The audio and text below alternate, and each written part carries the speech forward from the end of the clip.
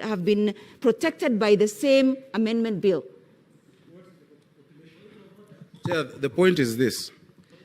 This BBI, because of the, it's not up, Senator Pareno, because of the constituencies that fall below the population quota, all of them are protected. But because you protected a constituency that is below the population quota, does not mean we deny a constituency that requires proper representation, Mr. Speaker.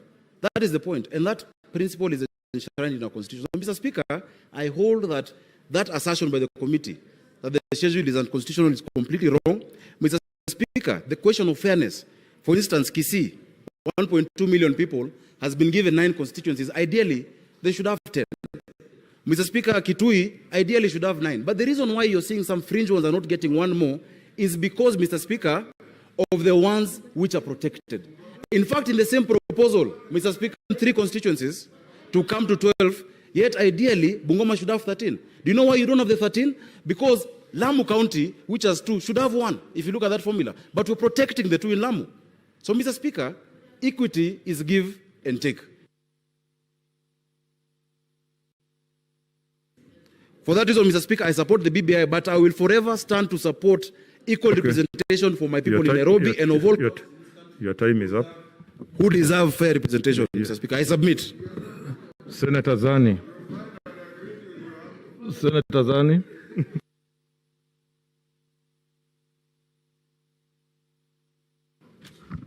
I can see a point of order before you even start. Senator Wamatangi. Mr. Speaker, I had earlier requested that I rise on a point of order, Mr. Speaker, because this is a House of Records.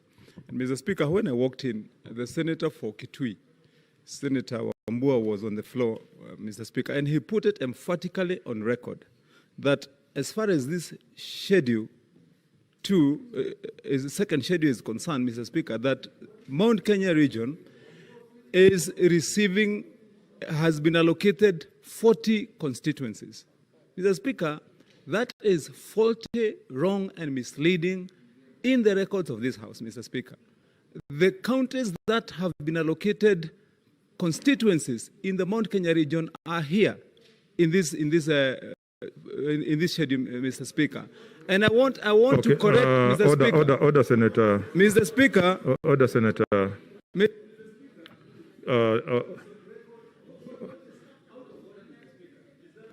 It has been put on the record of this House.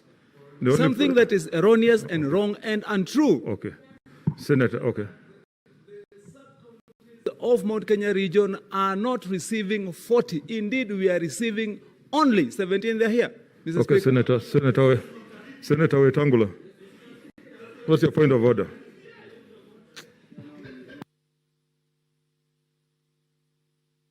Senator Kangata, this is not Mr. Speaker, a market. You are just roaming out of a sit down.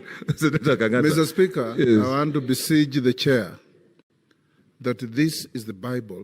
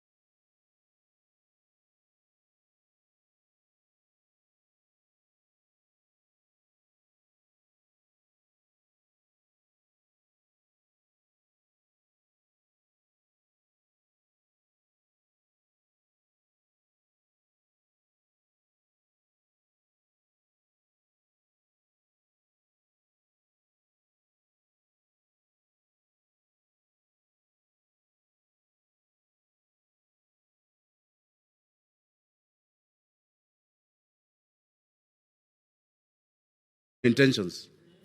Chair, if there's a member in this house who sacrificed for other counties, and you know it, on what counties are getting, it has been me, even in the revenue formula. And I've been very clear. When Nairobi was getting 100 million, I stood with 18 counties. It's not about what Nairobi is getting. Mr. Speaker, on allocation of resources, I have the T-shirt, I can wear the T-shirt. But Mr. Speaker, allow me to go on. Mr. Speaker, on equality of the vote. I'm going to allow you, Senator Sakaja, but avoid situations that will attract so many points of order. Because you are attracting these things yourselves. Okay, Chair. And when they ask, I cannot deny them. Okay, Chair, let me say this. Proceed. Chair, I am making my point. Okay. Because, Mr. Speaker, I have a track record in this house. This house has answered. This house is a house of records. Senator of Kilifi, I stood with you and Kilifi was losing. It's not about who's gaining. On allocation of resources and equity, I am clear. But allocation of constituent equality of the vote, a principle in Article 21 of the Universal Declaration of Human Rights. And in our constitution, I am clear that equality of the vote is even in our constitution, we talk about 30% and 40%. I'll ask the lawyers who are senior here. Look at Kacha versus Daggett in the US Supreme Court. A deviation of 0.7% was found to be too much, Mr. Speaker. And Mr. Speaker, another point of information, because I can see Senator Wetangula going to Article 89, again consult the answer of this very House. In 2009, 2010, when this constitution was being written, I dictated the whole of Article 89 that we have in this constitution. So I understand it. So the question that you've asked, it is record of this House. So the question that you're asking, Mr. Speaker, on how geography will be taken into account, to the House. And yet that is important. And we're seeing the introduction of this now through the amendments. And then also fortify our national ethos.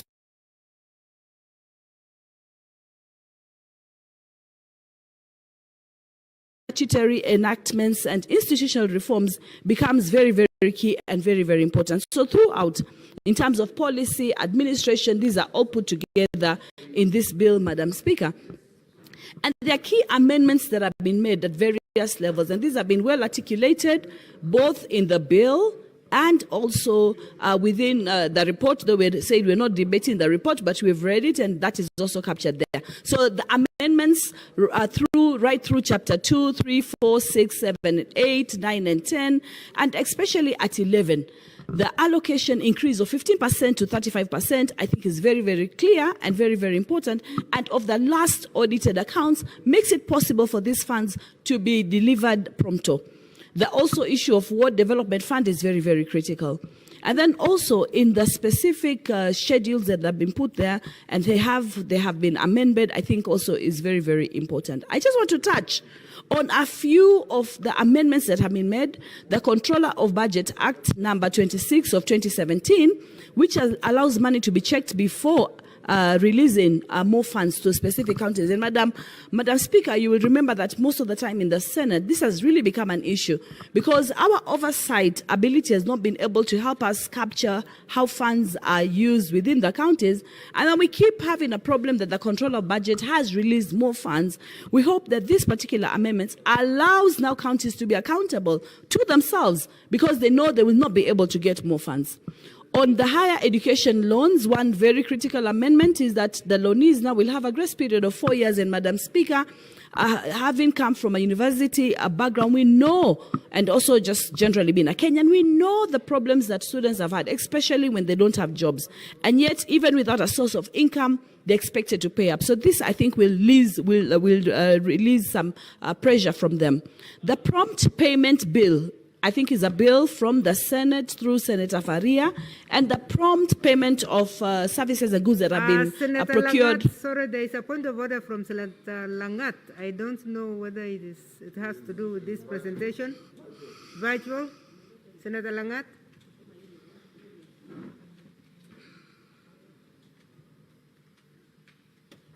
Senator Langat. Okay, let's continue. Thank you. I will continue. Then we have the county wards development bill, which has been very exciting. This came at different points through different bills. I think at one time Senator Kangata was dealing with this as well. But now this is also now entrenched. We have the ward fund development fund, which will help. Anti-corruption and economic crimes. For those who have been dealing with the issues of penology and crime, generally we know these are the areas where a lot of people are able to escape penalties because of economic crime. So those who end up paying the price and end up being punished for maybe social and cultural crimes rather than economic crimes. And then we have the public participation bill. Unfortunately, Madam Speaker, this is a bill that we started right through, I think, 2013, 2014. This has not come through up to now. So this bill that really provides an effective framework for effective public participation is very, very key. We also have the Persons with Disability Act number 14 of 2013, which will be able to reflect the rights declared under Article 54 of the Constitution, and very, very critical for people living with disabilities, PWDs. So through all this, of course, we have the draft bill that we are now debating, and really at the end of the day, we understand that this is through a popular initiative that has specific stages to follow from Article 257. And even though Article 257 is silent on public participation per se, and the members of the Joint Committee also clarified this very well. They said that these values are entrenched in Article 10 and in Article 118. I think this is what Senator Omugeni was earlier saying on. So taking it through public participation and getting these various views are very, very important and very, very key for us. To the issue whether the bill needed to be published, and this has been well argued in different forums, we said that the bill is sui generis because the counties already debated this bill and now it has come to the floor of the House. Madam Speaker, very quickly, some of the issues that are very, very critical is issues like, for example, the increase of percentage from 15 to 35, the issues that the bill is very, very critical and it will be subjected to a referendum. The issue that parliaments will and have participated in this process, and the value of input also that has been put at the various times. Madam Speaker, one of the issues that has raised a lot of contention, and this happened in the afternoon, is the proposed 70 additional constituencies. But the basis of this has been and is reported to be from a report from the IEBC themselves on the revised preliminary report of the proposed boundaries and constituencies and wards published in 2012. And many of these counties are the ones that have been incorporated. But again, a lot of insights and discussion is coming in terms of how these 70 additional constituencies should actually be allocated, how they should be delimited. And I think all these are healthy because in the long run then, we need to be able to ensure at the end of it all that equitable resource allocation can be adhered for all the particular counties, and the population data needs to be put into consideration for us to be able to do that. The framework for compliance of the two-thirds gender principle, this is very key. Already in the Senate, we will have not only two-thirds, we will be at 50%, but in the National Assembly, arguments as well have been put in terms of, especially if the women rep is not there as a position, what will happen to the GAF money that they had and the role that that money played in the development that they did at various levels. Another important component of the bill is that the removal of vetting of the PSs, so that now they don't feel that they have to be necessarily tied up with the politics of the day. They have been left free so that they don't have to be vetted. So we have also the implication of the proposed amendment on Article 203 on prioritization of per capita allocation and capping. This become very, very key because especially when it comes to the resource allocation and how that money is meant to be distributed across the board, it becomes very, very important. Madam Speaker, some issues have come that are really just technical issues. And from Senator Mugene's report, for example, that certain clauses mix-up has happened within the report. I think it's going to be very critical, and a way has to be found within the Senate to be able to identify, for example, in clause 13B, the clause 3 does not exist. The clause that is referred to is clause 2, and this is from the National Assembly. At the same time, also, from the Senate draft, we are referring to 87.7, whereas it should be 89.7. I think these are basic issues that probably need to be looked into. But I think also from Senator Sakaja's input that the substantive issues need to be taken into consideration and left in place across the board. Because again, these substantive issues are very, very critical, and they've been well put out. Madam Speaker, I think over time, a moment like this has been awaited for in this country, and this moment has come for us. I think it is good that we're having these discussions. We're able to put both the pros and the cons, but at the end of the day, we should not lose the motion and the direction for the amendments that are made in this bill, so that we can have the issues that needed to be addressed. I thank you, Madam Speaker. Thank you, Senator. We'll take one online, Senator Christopher Langat.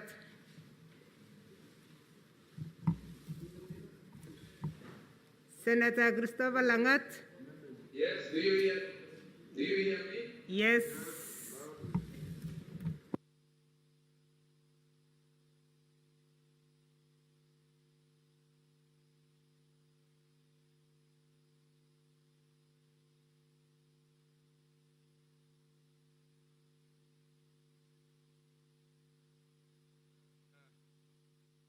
I would have begun somewhere, but I want to begin with what Senator Sani has highlighted.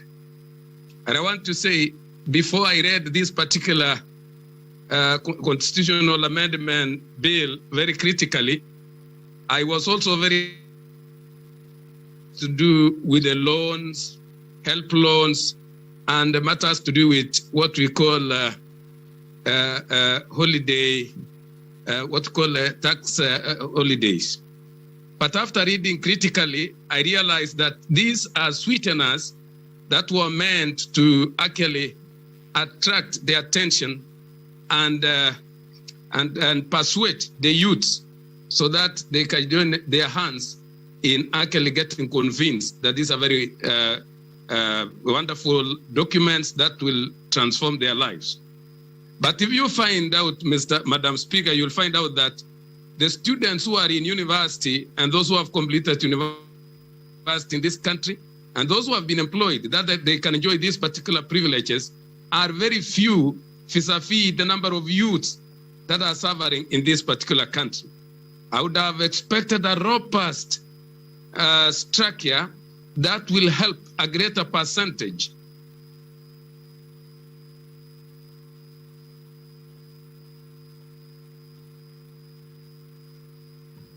Senator Langat, we are losing you. Senator Langat, we cannot hear you. With inclusivity, the 42 tribes, though they are fairly included in sharing the resources of this country through devolution, I want to say that at the top of the executive, this particular bill has not represented the 42 tribes effectively as included 42 tribes, especially the smaller tribes effectively. These 5 positions that have been created, or 6, are only intended to convince the bigger tribes so that they can get into a political coalition to continue what has been happening, that we merge the big tribes to swallow the smaller tribes, and then the big tribes take advantage in leadership of those particular smaller tribes. So I'm here to be persuaded on the core object of this particular bill, which was actually inclusivity. This inclusivity to me has not been taken as the Kenyans were expecting. Number three, Madam Speaker, is that when I hear of the differences in the bills, be it grammatical differences, be it content differences, whatever they may be between the bill in the National Assembly and this one, I'm also more or less convinced that therefore the bills that went to the county assemblies or the drafts that went to the county assemblies might have been having more differences than what we are seeing. And even maybe the drafts that the common citizens were given have also more differences. So when we are dealing with a serious constitution, which will guide the framework of the development, sharing resources, and creating peace and harmony in our country, these particular small errors and differences should not even should not involve any advancements of this particular document. Another one is that every constitution, Madam Speaker, all over the world, I've seen even during the time of Ronald Reagan, he emphasized on actually bills that were aimed at the reduction of government expenditure. In this particular bill, it creates more burden to the taxpayers, simply because it is not enough to say there will be a prime minister. It's not enough to say that ministers, deputy prime ministers will be there. We should also be concerned with a lot of resources accompanied to those particular offices. So I want to say that at this point of time in our country, where the other time we have to open the ceiling so that we may continue borrowing, who will allow us to continue borrowing for the sake of creating position. So I want to say this particular bill overburdens the taxpayers, and actually it should not be given the light of the day. If you check critically, Madam Speaker, all those things that we talk about, that they are good, to me are sweeteners that were aimed at making some people, youths and some communities, to swallow this particular bill with a little bit ease. I want to say also any amendment that is retrogressive on matters to do with justice, touching on judiciary, a very important organ in this particular era, reducing it back to the point that we are now allowing the executive to introduce the ombudsman, that is usurping the powers of this constitution, and especially the separation of powers, and particularly reducing the strength of judiciary. So this one again is an issue that we've got to tackle it seriously, Madam Speaker. Another one that I want to mention, I don't want to believe to talk to belabor so much what people have talked about. I'm concerned with the office of the Prime Minister. The appointees of the Prime Minister are the same people who can start or implement an impeachment. This is a very important point, Madam Speaker, such that those powers of impeachment should end up in the Senate, which is not among the appointing authorities, so that this particular Prime Minister may get some immunity. Otherwise, if we allow the Prime Minister to be appointed by the President, approved by the National Assembly, and those are the people who can still impeach the same person, they will control that particular office. They will impeach the same person in whatever time they want, the way the MCAs are doing right now in the county assemblies. And if it was not for the Senate sometimes to be balancing the impeachments of the county assemblies based on some of their greedy needs, I am telling this particular house that the office of the governors would not be what it is up to this particular time. So this particular office of the Prime Minister, we must look. Can you hear us, Senator Langat? Yes, Senator Langat, can you hear us? Yes, Madam Senator Langat. Now he's gone. Now he has gone completely. Senator Langat, we need to see your face. According to your regulations, we must see your face. We thought it was our camera. We have checked our cameras. We are perfect on this side. please go to a place we can see you so we can give you your 5 minutes to speak. The balance 5 minutes we'll give you only when we can see you. Senator Inima Ketrut Musuruve.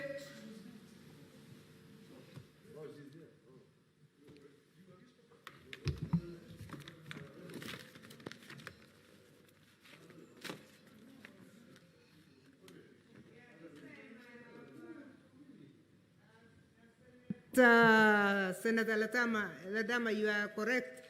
But this time I have used standing order number 1 very correctly. Absolutely. Yes. And yes, I did consider some factor. So I'm going to take you next. Thank you.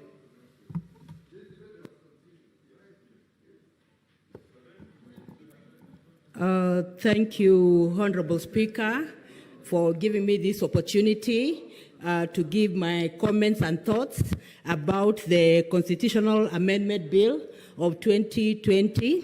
And Honorable Speaker, I want to begin by thanking Senator Omogeni and his team for coming up with a report and giving us information. And indeed, information is power, information is good. However, Honorable Speaker, I want to say that there are diverse and divergent views about this bill, but I want to say that overall, there are enormous gains that we cannot just wish away. There are enormous gains that we must speak to so that people can also know the goods about the bill. Honorable Speaker, I want to say that some amendments of this bill come out strongly to support the gender issue and close the gender gap. When we look at Clause 7 of the bill that seeks to amend Article 82F. Now, in Article 82F, the new word that has been inserted, sanctioning political parties that actually do not comply with the 2/3 gender rule, is a plus for the women in this country, because political parties will ensure that in as much as they are nominating people for elected positions, women are also actually elected. And this sanction, it mandates, it obligates political parties to do nothing other than ensuring that they're actually implementing the 2/3 gender rules. Honorable Speaker, I want to say also that I note very clearly that Clause 13 of the bill is also amended that speaks on issues of disability. And as a PWD representative, I want to say before the floor of this House that this amendment is a plus for people with disabilities in this country. And why am I saying this? It is because in the Senate, we have 2 representatives for persons with disabilities. We have, male and female, like in this contemporary case, Senator Mwaura and myself represent persons with disabilities. But now this amendment is again for persons with disabilities because they have now been shifted from the Senate, they've been taken to the National Assembly. And in the National Assembly, the number has been doubled, 2 women, 2 men. Actually, it would be mean for me not to acknowledge this gain that has been given to persons with disabilities. And apart from that, this is a guaranteed position, Honorable Speaker. It is a guaranteed slot that we are not going to say that maybe they'll be there or maybe they'll not be there. It is factual. It is actually inherently there. So this is something that I must support because we'll have representation at the political level. And Honorable Speaker, most of the time persons with disabilities have complained out there, and they're still complaining that when it comes to leadership, when it comes to political representation, they are underrepresented. But this will be a time, this will be a chance for the representation of PWDs to be higher, and the voice will also be greater, Honorable Speaker.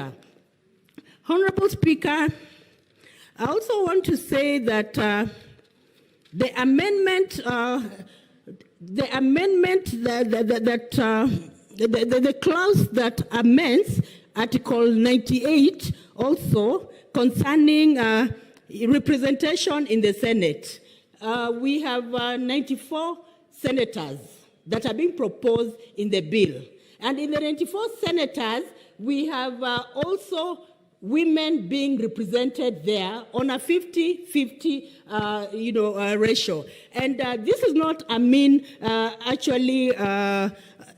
amendment. It is again for the women fraternity, because women will have an equal share of voting just like their male counterparts. And Honorable Speaker, and it is a reality that in this House, many at times nominated women are discriminated upon, and sometimes when there is a need to vote, you find that if it's one representation per county, nominated members go through harrowing moments. And it is very clear just some time back when a letter was written to bar me and Senator Shionga from making a vote. But I want to say that this bill comes to strengthen the women who will be here, because they'll have an equal vote as well as the men vote. And I want to speak also about the issue that is being talked about the women funds and all that, the gains. Those gains can be relooked at. But the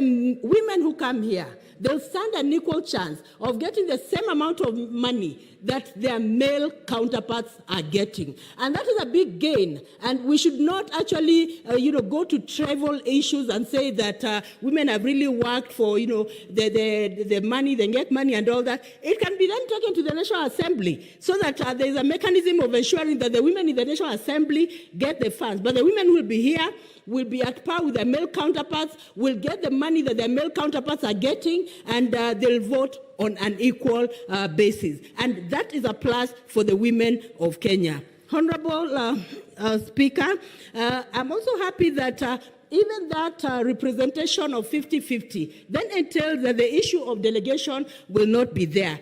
Everyone will be here with his or her own right and vote in his or her own right. And I want to say, Honorable Speaker, that it is again that we cannot wish away. Honorable Speaker, I also want to look at Clause 22.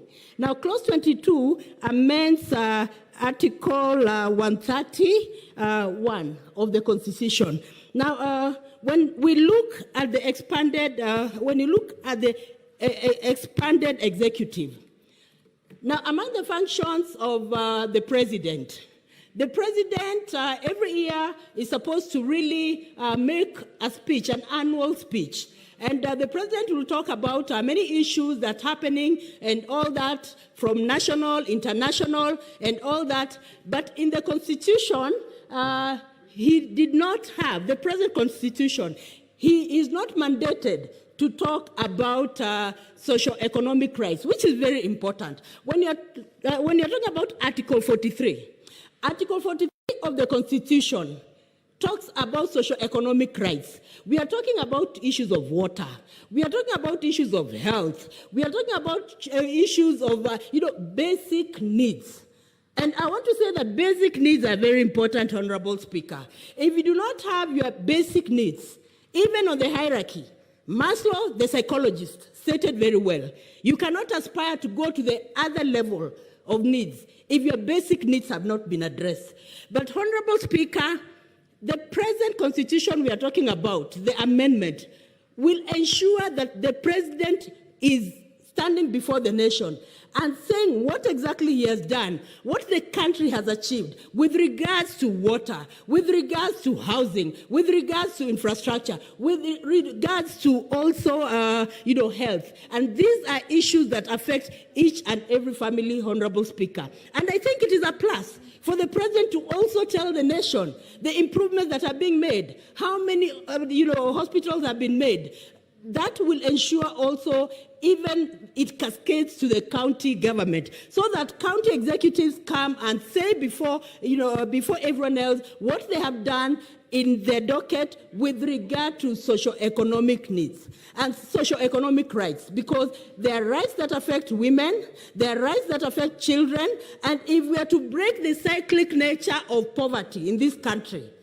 and I want to say that women and children are among the poorest, nationally and internationally, the president needs to say and even give us a platform of really what he wants to do with regard to addressing these issues. And these are fundamental issues, and I think on this strength, I think that it is a good point that Kenyans must know very well that when the president addresses these issues, then many hospitals will come up, more funds will be taken to health, more funds will be taken to education, and water must be provided. And not only water, but clean water, because it is a constitutional requirement, Honorable Speaker.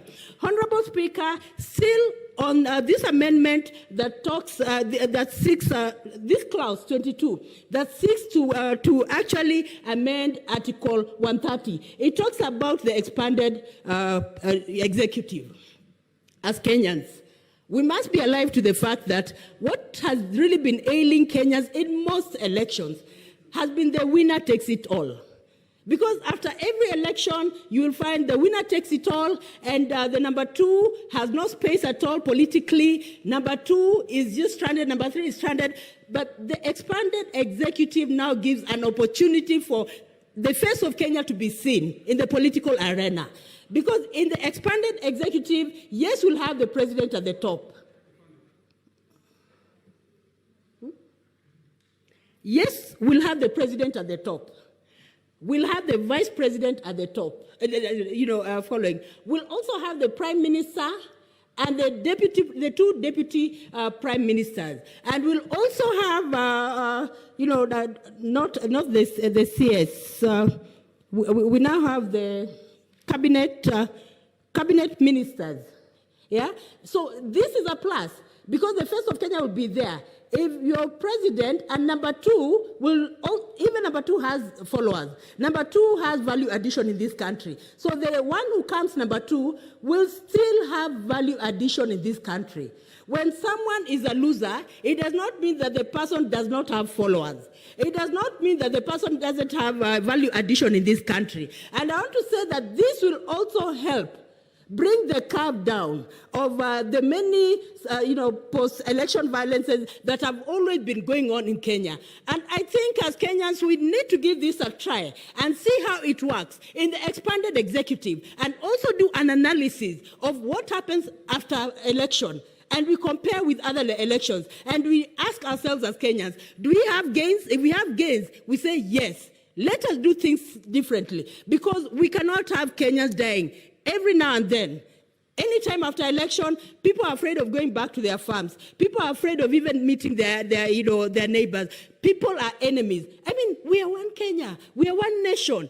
There is no room for us to become enemies. There is no room for us to hate each other. And I want to say that on the floor of this House, we must see how to deal with post-election violence.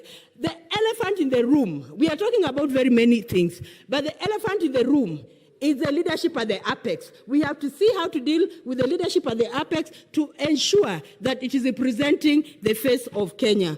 Honorable Speaker, I want to say also, is my time up? Thank you.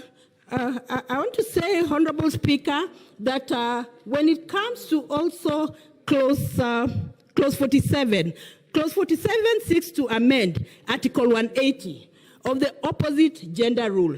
That is in election of county executives for the governor. If the governor is male, then the deputy is female, and vice versa. Now, this will be good because it is a good venture, because it is going to ensure that the 50-50 representation is not only in the Senate, but it is also in the county government. And this will also help the women come up and ensure that they're also getting mentorship from their governors, in a case where the governor is male.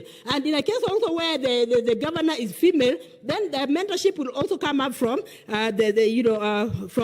from the male counterparts. So I want to say, Honorable Speaker, that this constitution is going to ensure that the inequality that is in Kenya comes to a stop. It is going to ensure that the discrimination and the marginalization that is in Kenya is going to stop. Because when persons with disabilities are given an opportunity in leadership and they are expanded, their voice will be stronger. And not only stronger, they're going to help others also rally behind them and ensure that they're supporting them.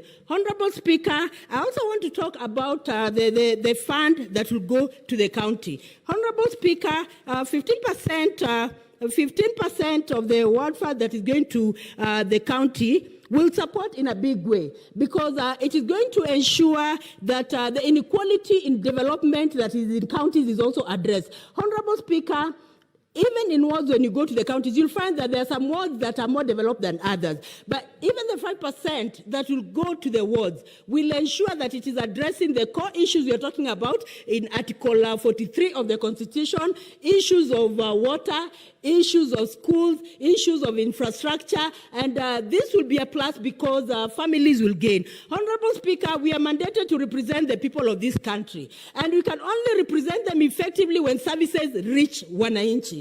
If services cannot reach wananchi, we are missing a point in this House, Honorable Speaker. But this bill seeks to ensure that 5% of the money goes to the counties. And it is very specific that this money is going to address the issues talked about in Article 43. Honorable Speaker, I also want to talk about the issue of equalization fund. I'm happy because the time has been increased. From 10 years, from 20 years, it goes to 30 years.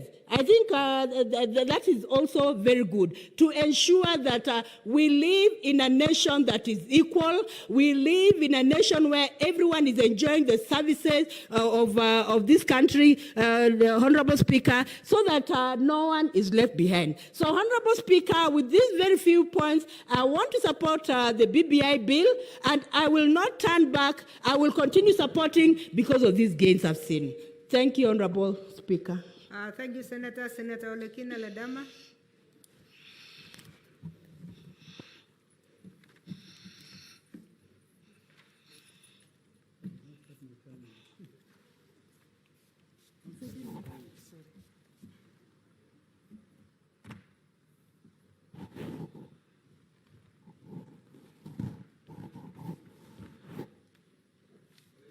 You allow me to talk. What is your problem? You allow me to talk. What is your problem? The time can start. Madam Speaker, I thank you. Allow me, for allowing me to say a few words in regards to this bill. To my dear colleagues and Kenyans, allow me today to disabuse you of the illusion that the BBI bill before Parliament is a perfect document arrived at in a flawless, perfect process that is supposed to solve all the problems that we have in this country. Madam Speaker, most of the things that I wanted to touch have been dealt with by my colleagues. So I'll try to demonstrate why I have serious reservation on the process and also particularly on this bill in very few words. I will focus my contribution today, Madam Speaker, in the following 5 areas. 1, the creation of the additional 70 constituencies. Number 2, the judiciary. Number 3, money to counties, and particularly focus on the issue of the Equalization Fund and the amendment of Article 203 and the introduction of Article 203N by this bill. And I will also focus on the role of Parliament in ensuring a fiduciary responsibility when it comes to the executive.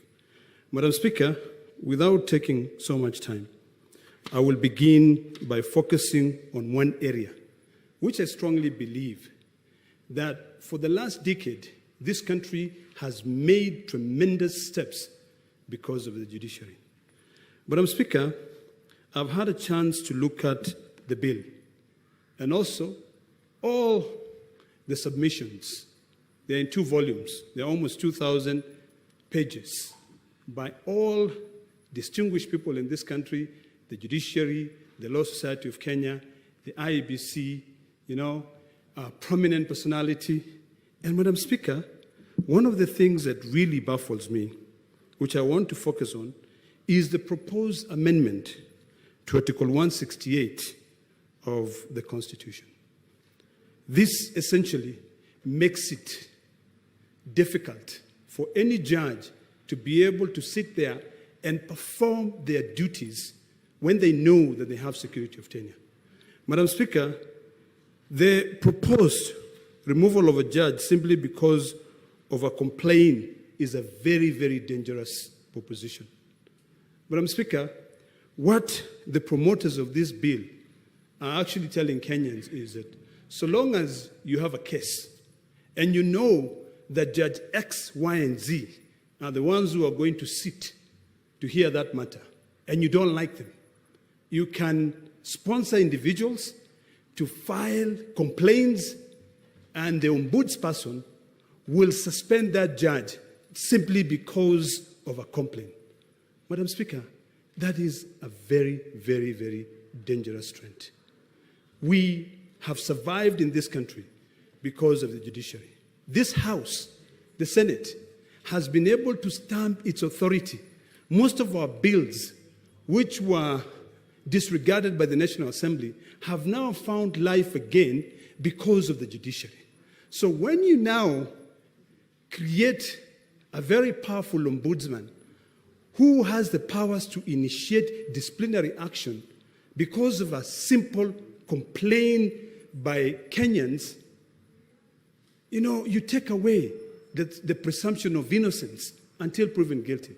Madam Speaker, that is a very dangerous precedent that we will be setting if we in this House clap and say the promoters of the BBI have given us a solution to our problems.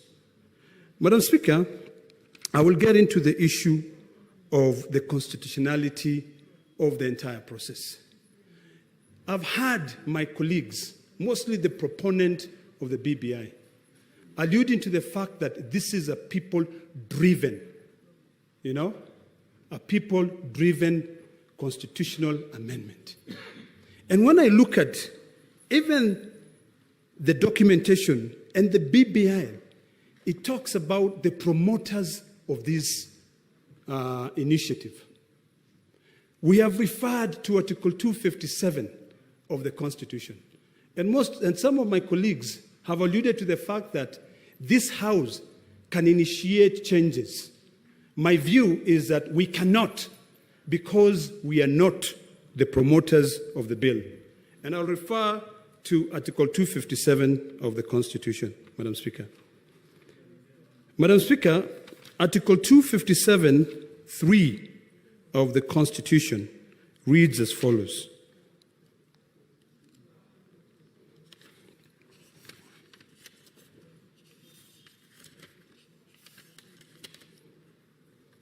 If a popular initiative in the form of a general suggestion,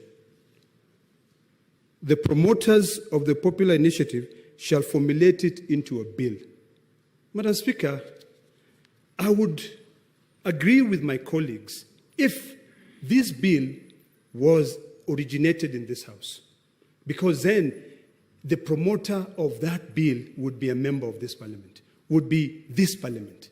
For now, Madam Speaker, and I know the same Article 257 talks about the fate. Whether we vote for this bill or not, the final say is bestowed by the people of Kenya.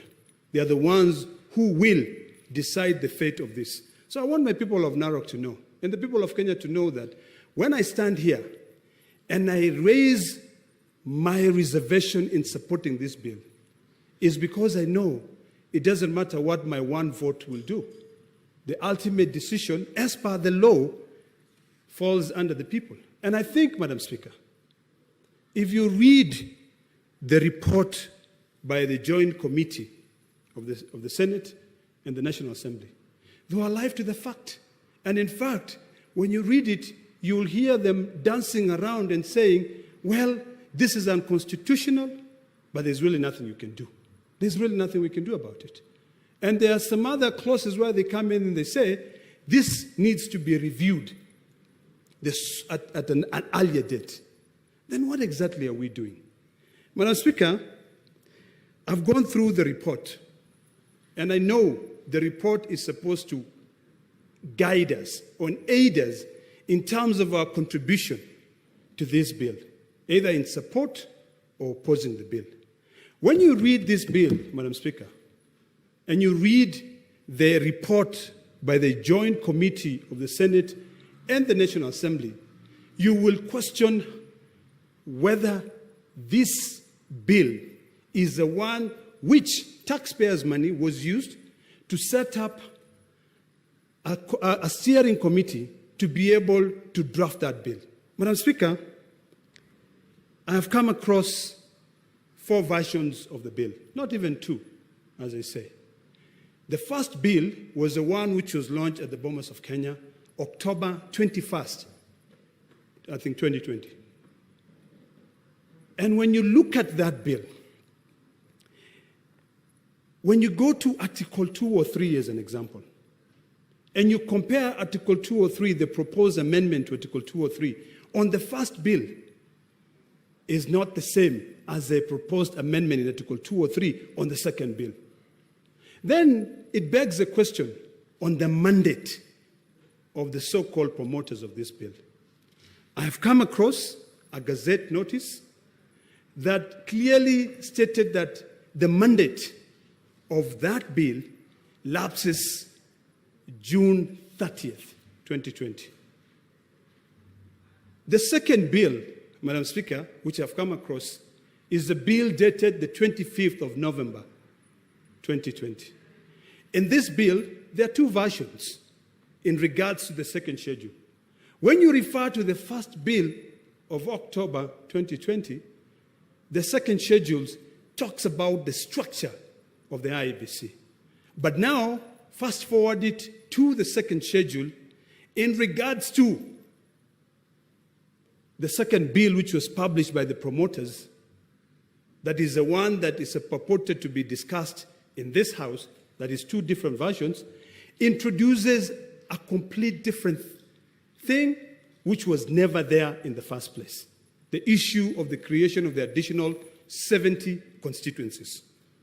Madam Speaker, I'm a firm believer that the framers of our Constitution as it stands were alive to the fact that it becomes very difficult for Parliament, or rather for anyone, to constitutionalize certain and protect certain constituencies and leave the rest.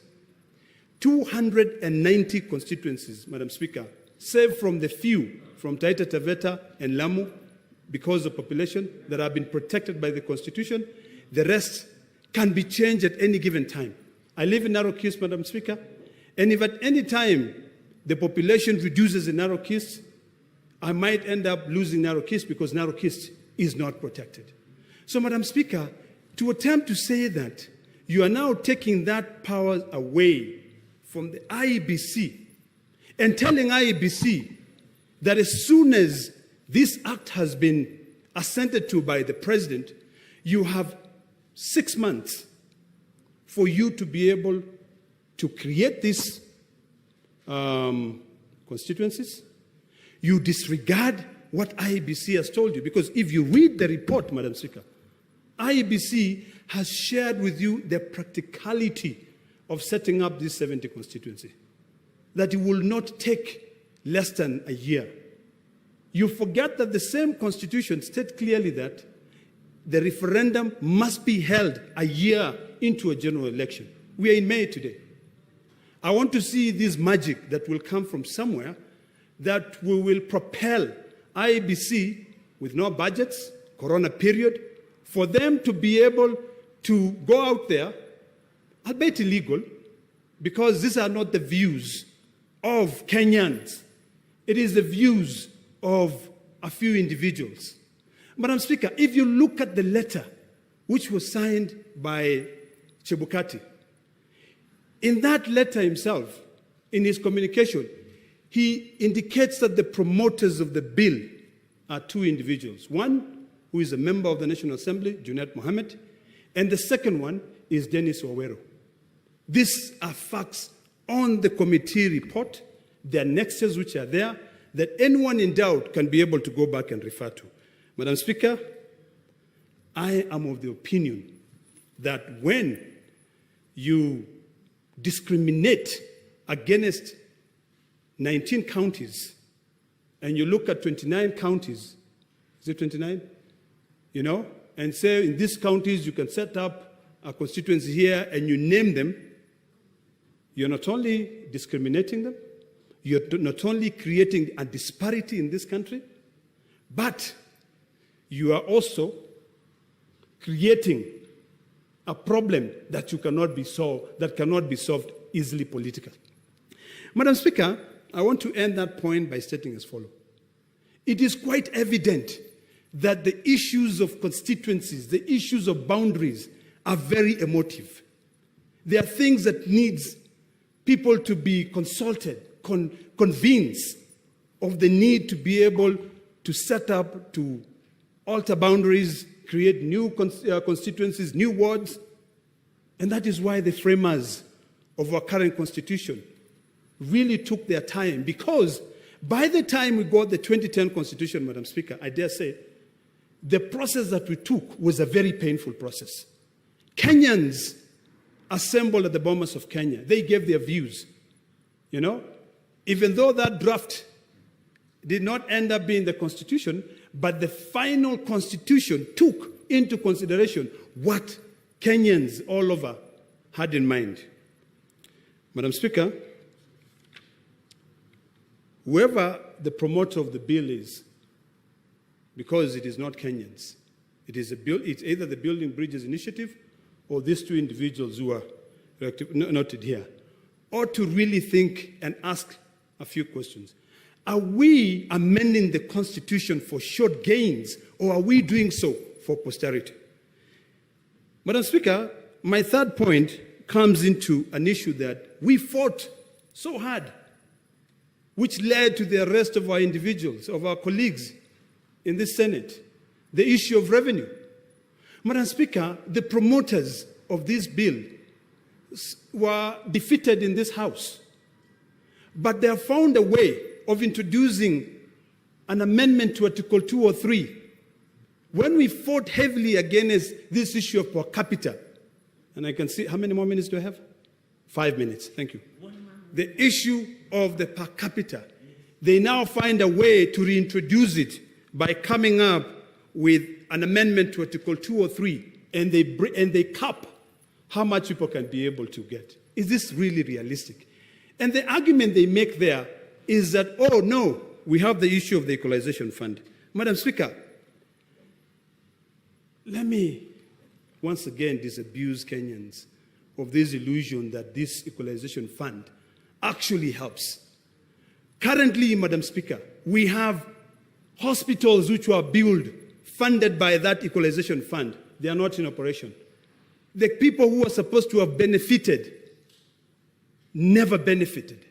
So when you tell us you're increasing the term, first of all, you show us the money. Tell us what happened to that money which was there that had been set up. Madam Speaker,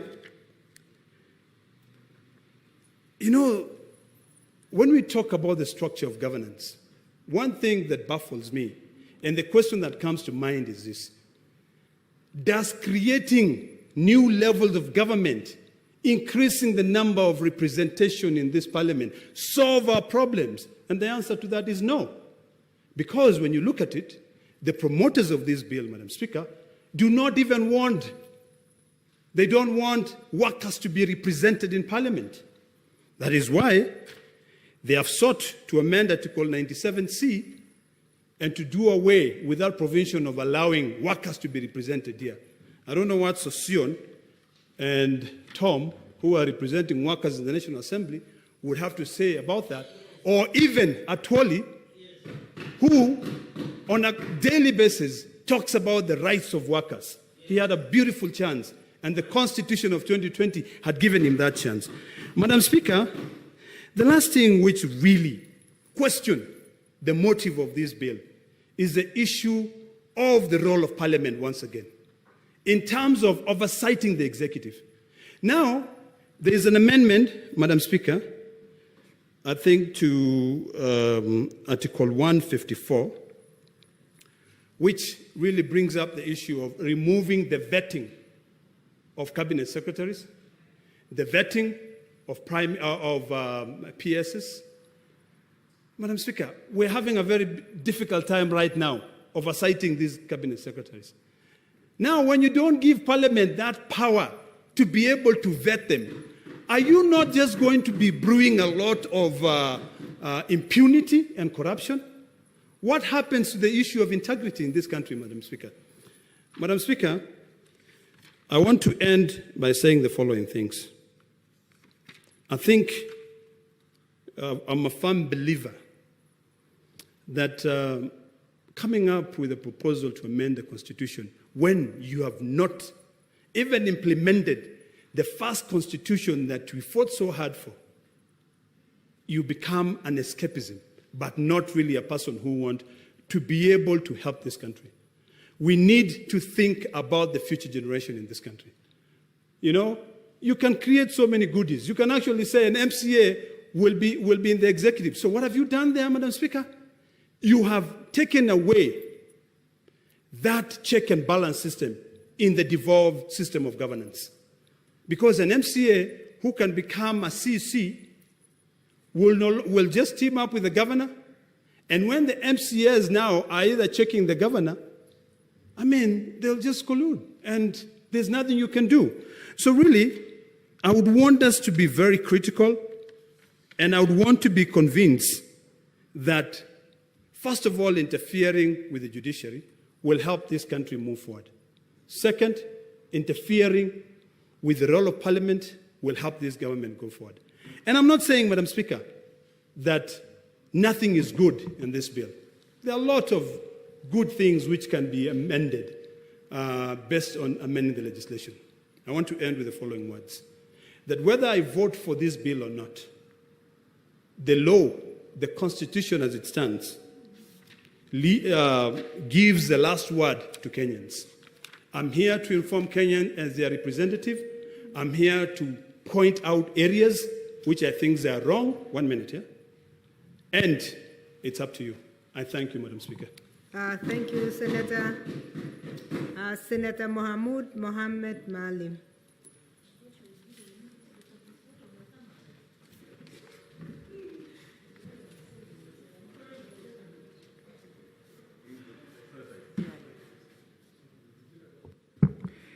Thank you very much, Madam Speaker, for giving me the chance to make my contribution to this amendment bill to the Constitution, the Amendment Bill 2020. Madam Speaker, in the memorandum of this bill, memorandum of objective of this bill, it is stated that the promoters of the bill state as follows: that the following issues are supposed to be addressed by this amendment. One is the need to resolve issues of divisive elections. B, promotion of gender equity in governance. C, strengthening of the structure of devolution and increased resource allocation to counties. D, the broadening of mechanisms for all people of Kenya to benefit from economic growth. E, harmonization of certain roles and functions of the bicameral parliament. F, fortification of national ethos by specifying the responsibilities of citizens. And G, the strengthening of accountability on public resources and the fight against corruption. Madam Speaker, it's important that as we look at this bill to see whether the objects and reasons for the bill as stipulated in the memorandum are fulfilled. Madam Speaker, We know since 2018, March 2018, when there was handshake between the President and the former Right Honorable Prime Minister, this country has been actually seized with the matter of BBI. In fact, the bill we have today, the Constitutional Amendment Bill 2020, has been referred to by Kenyans as the BBI bill. In fact, Kenyans are waiting for the BBI to be passed or be rejected. So what you have is actually the BBI report. The journey of BBI, as you remember, Madam Speaker, it started with the BBI's task force. The task force did bring a report to the nation. I think it was launched in Bomas 1, sometimes in 2019. Then there was a steering committee which was put in place for implementation. That steering committee did bring a report also to Bomas. We also what we had what we knew as the Boma 2. Then around that time, in fact, there were draft bills here and there. And between Bomas 2 and when the report was finally launched in KICC, I think there were drastic changes, and then we had this bill. Madam Speaker, why am I saying this? The question is, when you get views of Kenyans, it depends on what Kenyans have told the task force, what Kenyans have told the steering committee, and thereafter, where the promoters, who apparently became 2 members of parliament, 1 member of parliament and a former member of parliament, who submitted the document to IABC, whether the ideas that were collected and how were they collected properly. Madam Speaker, having said that, we in this parliament, Parliament under Article 94 of the Constitution, if I may read, 94, the role of Parliament, the legislative authority of the Republic is derived from the people at the national, the people, and at the national level is vested and exercised by Parliament. 4, Parliament shall protect this Constitution and promote the democratic governance of the Republic.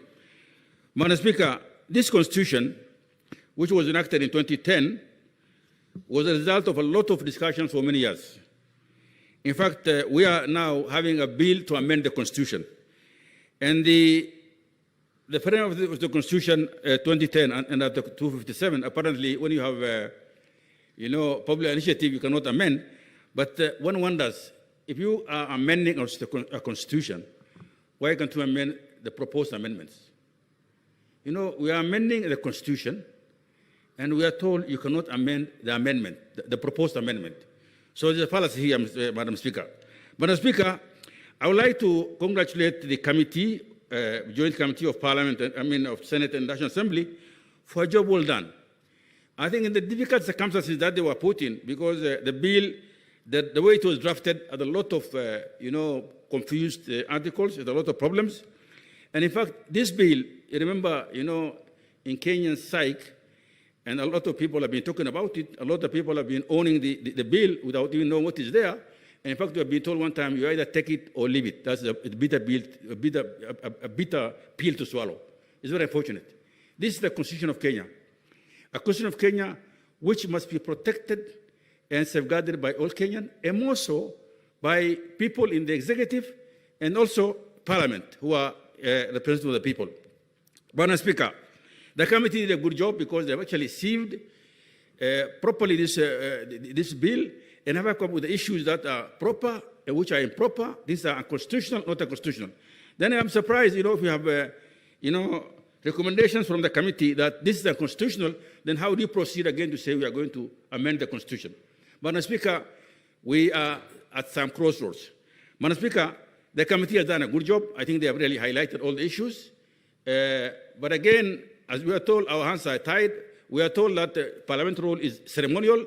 Again, the argument is not, we are not ceremonial. We pass to the people. We cannot, passing something which is bad to the people and accepting them to just do it. I think we are just resigning ourselves to something which is unnecessary. Madam Speaker, where we are today, we are having this bill before Parliament. Parliament has either to reject or pass. No, but I think our people outside there, the Wananchi must listen properly so that, I hope by the time this bill goes to the public will be properly educated. There'll be proper civic education that we don't allow our people to pass unconstitutional, amendments so that, it is something which is going to work for Kenyans in posterity. Madam Speaker, the bill in various articles addresses, amendments. I would like to look at a few because a few of them, the bill proposes to increase representation constituencies by 70 constituencies.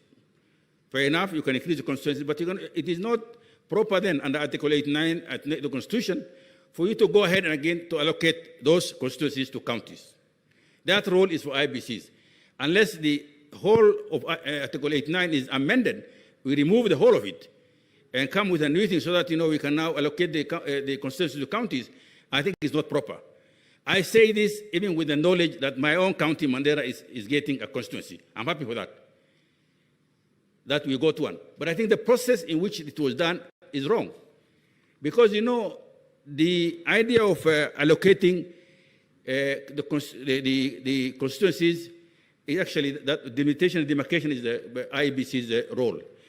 It is not right to do something unconstitutional. So I think the committee has recommended and say that, this is unconstitutional. How do you deal with this? Now, because for selfish reason, because the Kenyans are very selfish, I will support maybe, I have at least one. 70 has been distributed. Mandela has one. Tick, I can say that. But I think the process, it must be said, is wrong.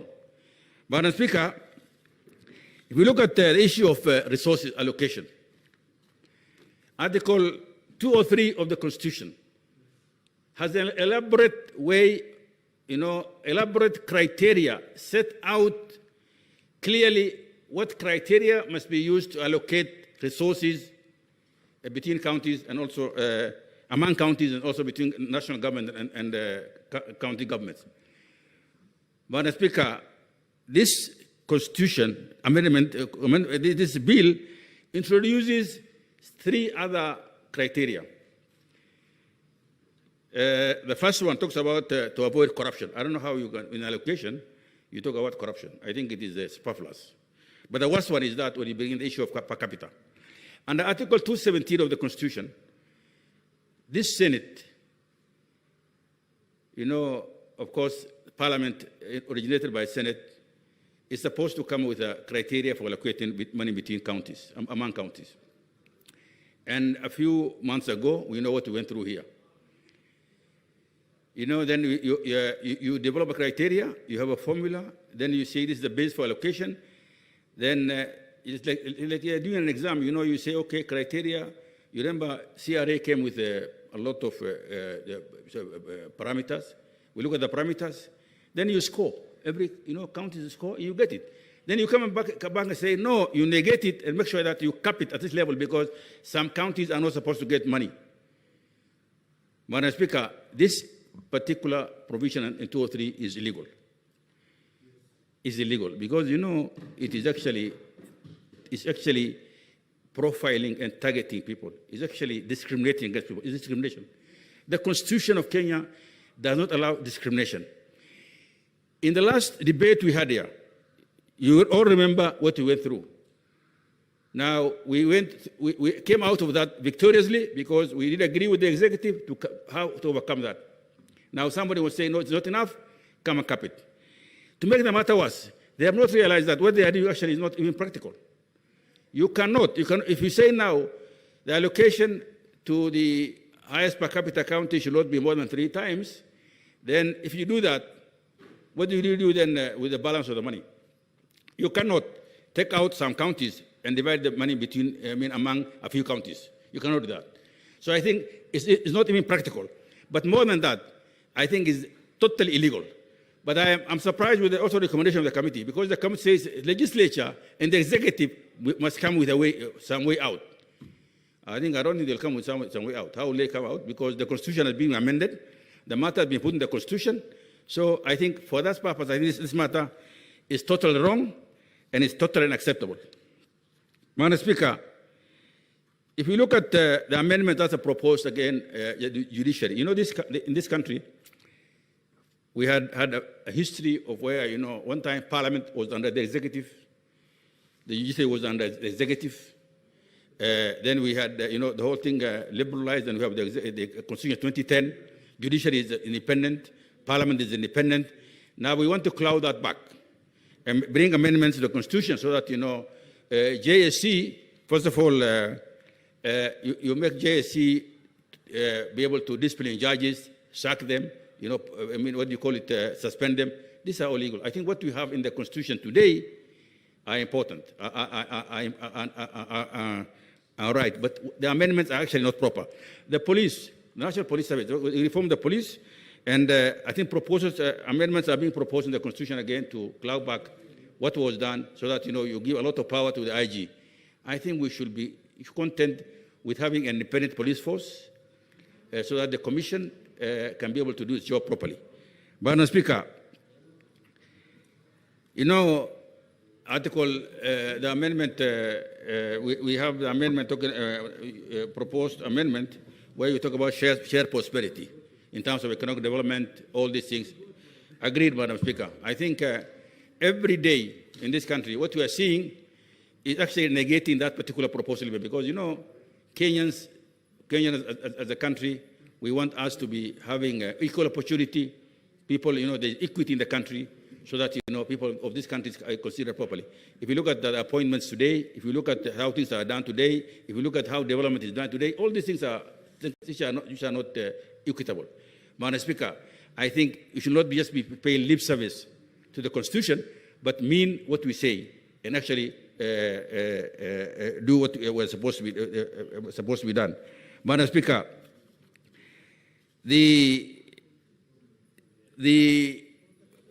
I have said about the amendment to the Constitution in terms of the 70 constituencies, those the way they are allocated.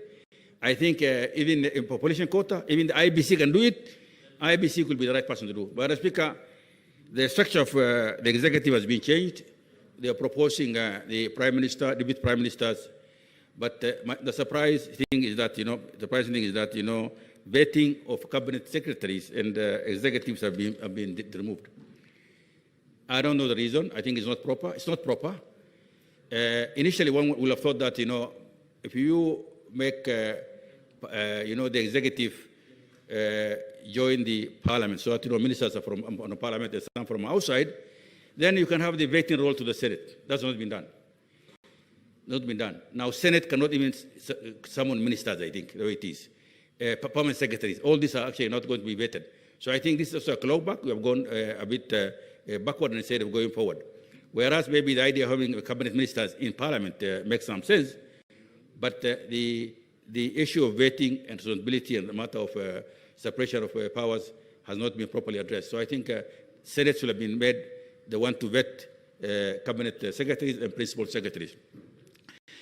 Madam Speaker, proposal is being made, or an amendment is made to strengthen the Senate, Article 96, but it's not enough. I think Article 96 should have explicitly said that the Senate is the upper house. Senate, vets the cabinet secretaries. Senate vets it must be been properly done. But it has gone short and just say, we are going to have access to overseeing own resources. I mean, that's a very small thing. Own resource money is very little. So I think the role of this House has actually been relegated to a very low level.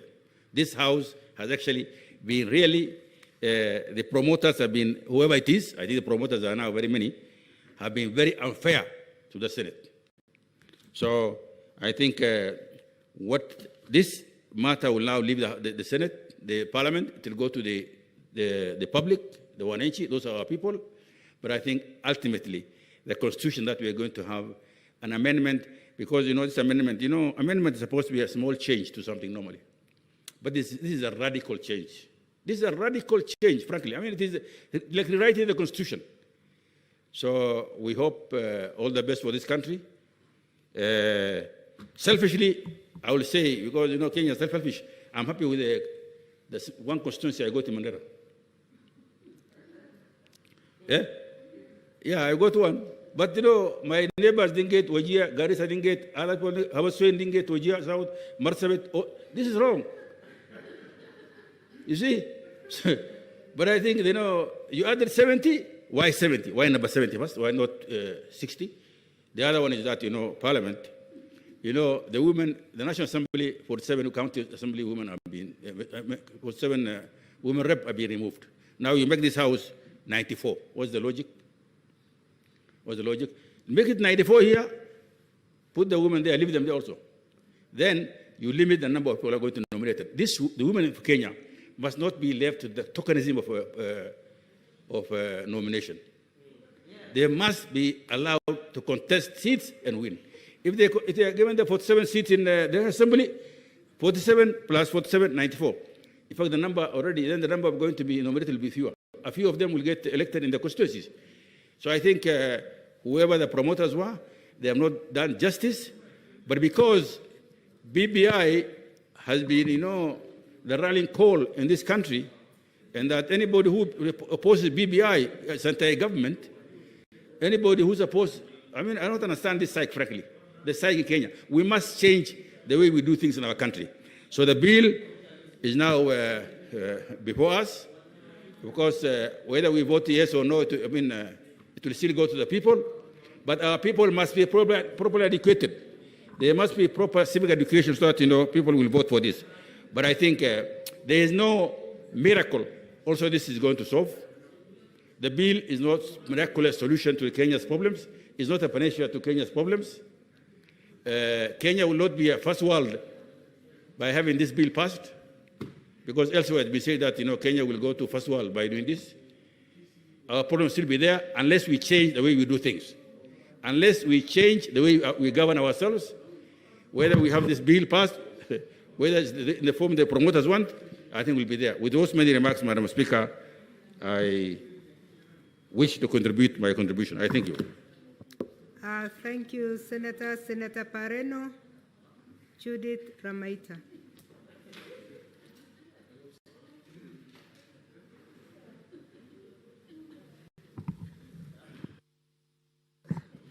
This one is okay.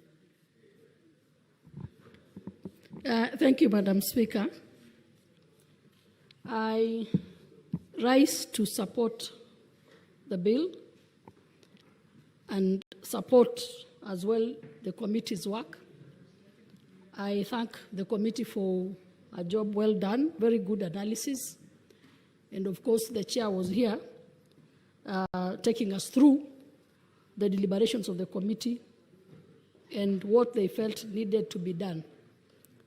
Madam Speaker, we definitely know where we have come from and how we arrived at this particular moment of constitutional amendments. And definitely would want to go back where we were in 2007 or even 2017, where at some point we felt, some of us were actually convinced that we needed to divide this country into two so that so those of us who are oppressed can go their way, and those that were feeling comfortable in the system could also go their way. But of course, we know that the handshake came in to save this country. And we also know that the handshake led to BBI, which speaks for itself, building bridges for this country. And thereafter, this has been reduced into this draft bill that we are debating today in this parliament. Madam Speaker, I have had time, of course, to read the BBI report initially. I have had time to read and to appreciate the bill as drafted, and also to appreciate the concerns that have been raised by the committee as they were considering, the joint committees, as they were considering the BBI, the constitutional amendment bill. And Madam Speaker, I've taken time to direct my mind into certain sections of what has been provided for in this bill.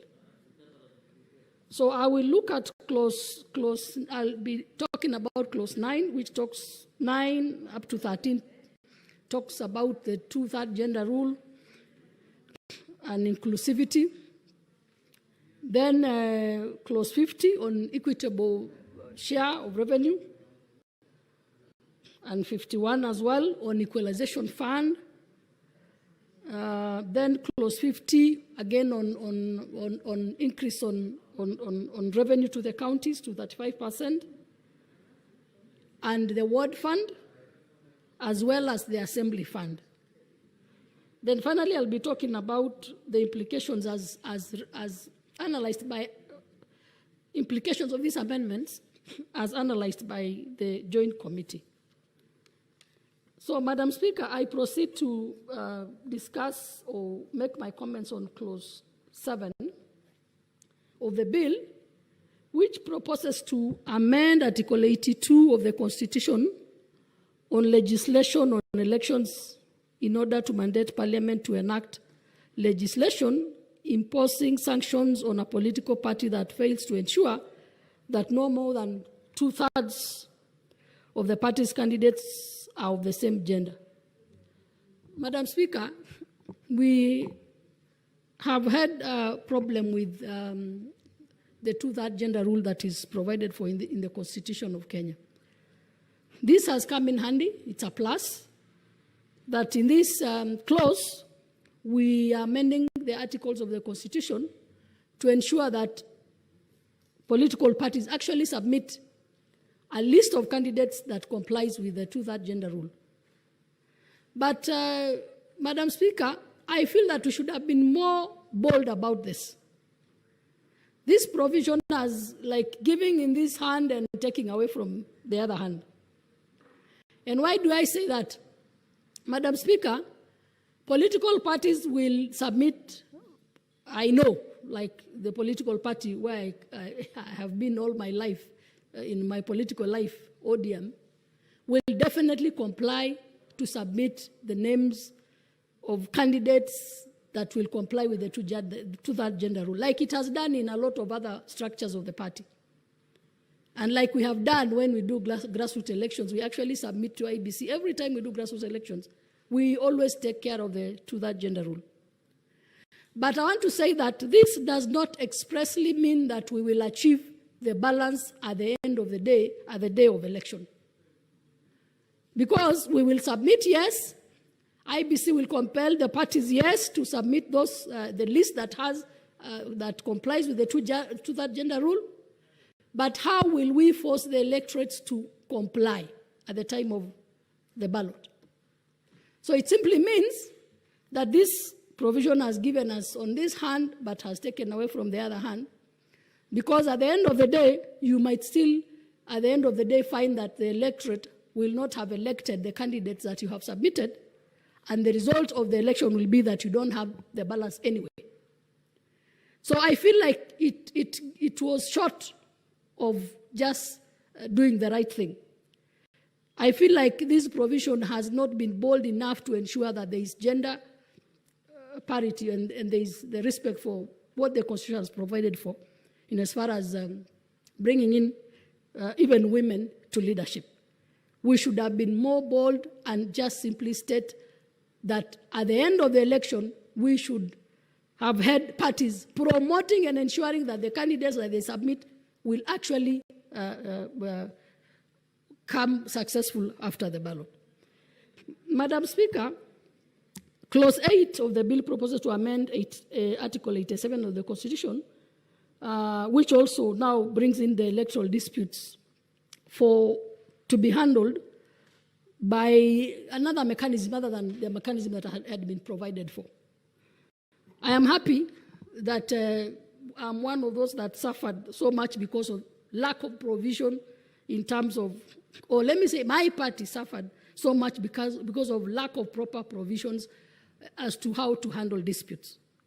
In fact, Madam Speaker, I was in and out of court for the entire period of nominations of ODM for 2017 until the one day before the general election. I was still in courts, being sued left, right, and center. The party being sued left, right, and center. People pretending that they are even serving orders when they were not serving me, they were not serving the party. In fact, Madam Speaker, there's a day I woke up and saw in the news that Senator, by that time I was not Senator, Honorable Judith Pareno be arrested and be brought before a court of law within 24 hours. And I just saw it in the news. only for me to inquire, and I'm told that a purported court order had been served somewhere and it was not served on me, and the court felt that I was in contempt. So a procedure that will help the political parties handle these disputes is good to be enshrined in this amendment. And definitely, this amendment has also, we have another amendment where the IBC is no longer going to handle disputes that arise from nominations of political parties. I always felt it was a conflict of interest, and it is good that IBC be given to be concentrate on their mandate, while another mechanism is brought on board for political parties to handle disputes that arise out of their nominations, while IBC can handle the disputes that arise out of their own elections. So this is a plus, Madam Speaker. And the reasons why we are highlighting that which we support in these amendments. Madam Speaker, clause 9 is still the same. I have talked about that conflict of interest for IBC to be handling disputes arising out of nominations, and it is good that we move away that which was not really a mandate, because I don't think that was their mandate, but they had to step in because there was no provision at all. Madam Speaker, clause 13 of the bill proposes to amend Article 97 of the Constitution on the membership of National Assembly to increase the membership because of the additional constituencies, and also to increase, to amend, to create special top-up seats. And this is another plus to try and handle the issue of the two-thirds gender rule. Because if we don't achieve, like I have said, you might even submit the list of candidates and the electorate do not choose, so you end up not achieving, then there'll be a provision for top-up. And at the end of the day, we will achieve in the National Assembly, because at the Senate, Madam Speaker, I am one of those who is happy that now there shall be, after we pass this bill and after the referendum, is because I'm really hopeful that the Kenyans will pass this, because this arose out of their own submissions, that we shall have 2 senators, 1 woman and 1 man. And specifically, this provision will actually also address the issue of us looking like just, I don't know which term to use, but normally when I speak in this assembly, in this Senate, and what you speak about, you are not even able to vote for, it's another person to vote for you, it has always felt bad. And I think this is the time that at least as nominated, there will not be nominated senators, but there will be equal senators, men and women, who can vote for whatever that will be on the floor of the House. And I'm happy that this bill proposes to bring in that amendment of having 1 woman senator and 1 man senator with equal rights in this House. And of course, also the top-up issue with the National Assembly, so that then as we get the 50-50 membership in the Senate, then we also have at least not more than two-thirds of the agenda in the National Assembly. So this is notice to the women out there, because there is a provision that you can, in this BBI, there is a provision that you get priority to be nominated in that top-up list only if you have attempted to run, and they will look at the votes that you garnered while you are running for the constituency seats. So this will encourage a lot of women to come out, because if you don't run, then you don't have that priority. Although we have an issue there, because suppose people don't run in a particular constituency and women do not come out and run, where will you take those slots that they are supposed to be allocated to particular, for that top-up? Suppose they don't come out. Do we say that there is a constitutional crisis, or do we have another option or another criteria to use to pick women in that top-up list? So, Madam Speaker, I support that provision to increase women by top-up and by making the women senators equal to their peers in the Senate. Madam Speaker, then there is very important provision, Clause 50, amending that proposes to amend Article 203. And this is so sensitive, Madam Speaker. Madam Speaker, new parameters have been introduced on how we will share revenue. But I must say that as a pastoralist and as a person coming from those that have been marginalized for a long time, I am not happy with this provision and the way it has been brought in, or the way it has been crafted. In fact, I was asking myself why they crafted it in the way that it has been crafted. And it would have been so easy for us, as we say that we are passing this bill, for us to be so happy that those that did the drafting did their work well. But on this one, I must say that it was not properly done. Why do I say this? Madam Speaker, Clause 50 of the Constitution of Kenya, Clause 50 of this amendment to the bill, Clause 50 of the bill, the proposed bill, that seeks to amend Article 203 on equitable share of revenue, is seeking to expand the criteria for determining the equitable share of national revenue to be allocated to each of the counties. And remember, the original provision of the Constitution of 2010 indicates that the criteria in 203, the following criteria shall be taken into account in determining the equitable share provided for under Article 202 and in all national legislation concerning county government enacted in terms of this chapter. And it says the criteria to be used is, first, the national interest, any provision that must be in respect of the public debt and the national obligation, the needs for the national government determined by objective criteria, the need to ensure that county governments are able to perform the functions allocated to them, the fiscal capacity and efficiency of county governments, development and other needs of counties, economic disparities within and among counties, and the need to remedy them. I emphasize on that one because this is where some of us lie, that there are economic disparities within and among counties and the need to remedy them. The need for affirmative action in respect of disadvantaged areas and groups. The need for, that is also touches on some of us. The need for economic optimization of each county and provide the activities, incentives of each county to optimize in the capacity to raise revenue and the desirability to stable and predictable allocation of revenue. Then now this bill seeks to just water down these provisions that Kenyans had done in 2010 as to why we should take into account all these parameters. So I am particularly not happy with this kind of crafting, because if you look at the provision on issues of equitable, on issues of equalization fund. Why did we bring an equalization fund in our 2010 Constitution? Because some of us were left behind while the rest of Kenya was developing. Because we came to realize that we are one country, one people, one destiny, and we should equally share these resources. Because we should be a little that this bill seeks to extend the time frame for which the equalization fund is going to operate. It has extended to be 30 years instead of the 20 years.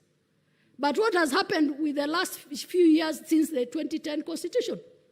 Nothing. The equalization fund has not brought us equal to the rest of the communities that are ahead of us because they had advantage, because they had the president then. We have, the Maasais might never, or let me say, the Maasais might take so long to ever realize to have a president or even a deputy. So are we going to wait forever for us to be brought equal to the rest of the communities? So why did we water down this particular provision by bringing in new provisions to enlarge the criteria, but removing the very core provisions that we still feel that should be there? So, Madam Speaker, on that one, I am happy that the committee has observed that that provision has removed the very basics And we need to relook at what we need to do to be able to make sure that no county is going to lose by virtue of these provisions having been removed. So I'm happy that the committee has advised, in as much as people would want to say that we are just a conveyor belt, we are not. We will state what it is that needs to be done, and we'll be watching to see that what needs to be done is going to be done, because that is our job as legislators. So, Madam Speaker, I am happy that the revenue allocation to counties is going to improve. That we are going to have, instead of 15%, by passing this bill, we are going to have 35%, which translates to almost 2 times or 3 times the current amounts that we are getting as counties. This is a plus. But we should not erode it in such a way that by the end of the day, that 35% will be equal to nothing by not making the necessary provisions for us to be able to realize this. I'm also happy, Madam Speaker, that in this bill, the county assemblies shall have autonomy. They will have their own fund. You can imagine a county assembly members having to kneel before their governors for them to be able to run an assembly. So this is a very good provision. The 5% increase, the 5% allocation fund to the Ward Development Fund is also another plus to our counties, because each county then will have its own share, irrespective of who you voted or irrespective of those parameters that are used in the counties to be able to allocate money.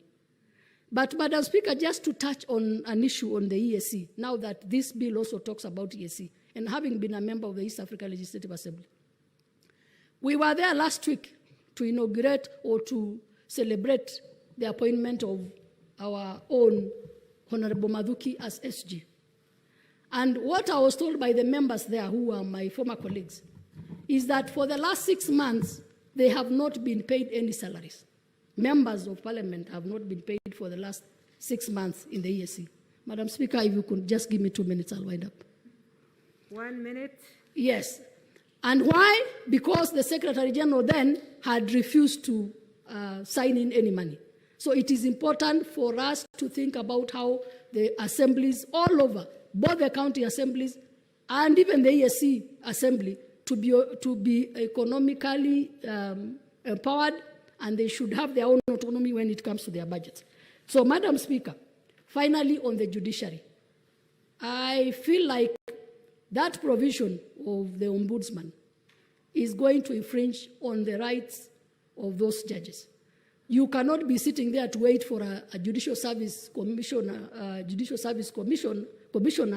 to be the one to recommend to remove you. The tenure of the judges should be protected. And to me, I think even as we pass this bill as it is, we should look into the independence of the judiciary just as much as we have the independence of the legislature, and the executive can do their bit, and they let us do our bit. I thank you, Madam Speaker. Thank you, Senator. Senator Hargura Kodana.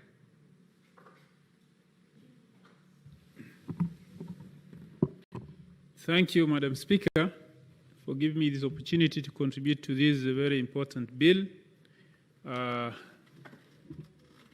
Madam Speaker, what we are dealing with is the first amendment to the Constitution of Kenya 2010, and the main gain or the cornerstone of the Constitution of Kenya 2010 is devolution, where parts of this country which have been left behind at least felt that now they can address their issues, because the main issue is resource allocation, representation, and even self-governance at the county level. Madam Speaker, when we are to amend this constitution, whether by popular initiative or parliamentary, my understanding is that we are improving. And I'd like to look at, based on that aspect of devolution, what we have done in this, or what the proponents of these amendments by popular initiative have brought in, which will enhance that. First, I'd like to look at Clause 49, which amends Article 202. And in that one, you'll see that when we were sharing resources, there was that aspect that we look at the recent audited accounts, approved audited accounts by the National Assembly. And they have already been very much behind. Like this year, in the Division of Revenue, we used 2016-2017. And that is why, when you look at the Division of Revenue bill, it was talking of, it was giving 27% of the resources to the counties, because it was based on an old financial year. So what this one does, this amendment is timely because it says that it looks at the latest audited accounts by the Auditor General. Like right now, had we had it closed in the Constitution when we are doing this year's the Division of Revenue, we'll have used 2018-19, which would have shown that actually the 370 would have been even less than 20%. Now, these amendments will enhance the second amendment. So this is a very good amendment, and this way then we'll be making progress in terms of enhancing the allocation of resources, in terms of the financial resources to the counties. That is Clause 50. Then that's Clause 49, which was amending Article 202. Then Clause 50, the second part, which amends,